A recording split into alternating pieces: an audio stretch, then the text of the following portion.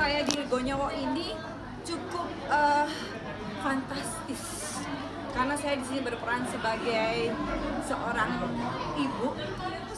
ibu yang menghalalkan segala cara untuk anaknya. Jadi untuk apapun untuk anaknya, untuk keselamatan anaknya.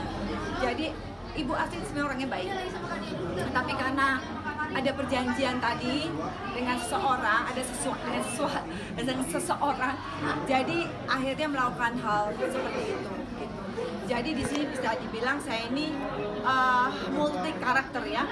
Jadi orang baik ya, jadi orang licik ya, jadi orang gila iya, gitu. Tapi saya seorang ibu karena saya lakukan semua demi anak. Tapi ada pendalaman karakter sendiri nggak sih Kak Dia untuk karakter ini? Jujur ya, saya ini masuk ke Gonyowo itu sebenarnya bisa dibilang terjebak manja tapi bahagia. Terjebak manjanya kenapa? Karena saya waktu pertama kali disodorin itu hanya hipnosis. Di situ saya cuma melihat sekilas cuma sebagai orang Jawa yang memang agak kejawen mistis gitu. Dan sebagai seorang ibu kos, jadi saya mikirnya, oh saya jadi seorang ibu kos yang Jawa-Jawa yang mengayomi anak-anak kosnya gitu loh.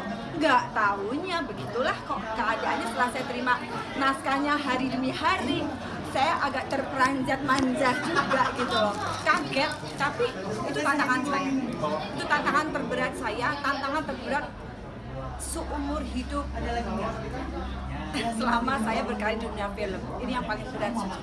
Tapi percaya nggak sih Tante Dia mungkin sama yang hal-hal supernatural? Sama sekali agak kurang. Saya lebih percaya sama Tuhan. Jadi sebenarnya karakter Ibu Astrid itu memang bertentangan sekali dengan Dia Permatasari. Makanya saya mau ambil. Saya ambil karena memang banyak tantangan dan karakternya super beda. Jadi berlawanan. Ya, kalau bermain dengan pemain-pemain yang lebih muda seperti apa nih? Saya senang banget. Jangan salah, mereka masih muda.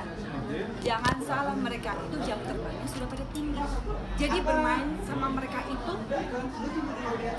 mereka sangat profesional. Jadi aku senang kerja sama mereka. Apalagi anak-anak Gen Z itu mereka itu dari segi adaptasinya gampang, ininya jauh ke depan, ngafalnya juga cepet, dan mereka itu tidak saya anggap sebagai junior saya. Mereka adalah mitra kerja saya. Saya jujur aja, saya ini termotivasi sama mereka.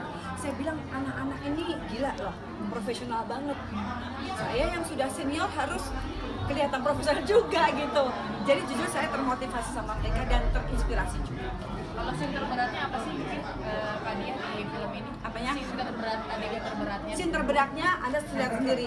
Semua adegan saya berat, ya, termasuk yang nah itu benar-benar berat karena saya penakut aslinya. Dan beratnya kenapa? Kameramen 2 itu pada pingsan, bukan pingsan, dia udah nggak kuat lihat adegan itu. Saya ditinggal sama kameramennya. Satu lagi nggak kuat lagi lihat adegan, gimana saya bilang siapa yang mau nyuting saya kalau pada mau pingsan semua kayak begini gitu loh. Itu benar loh, itu kejadiannya 2 pagi itu. Dan saya nggak mau terpengaruh, saya konsentrasi karena kalau saya salah saya akan melakukan adegan terus-terusan. Saya nggak mau gitu. Jadi begitu adegan itu langsung saya konsentrasi, sutradara bilang apa, saya ikutin semua, ayo cepet, saya mau cepet kelar.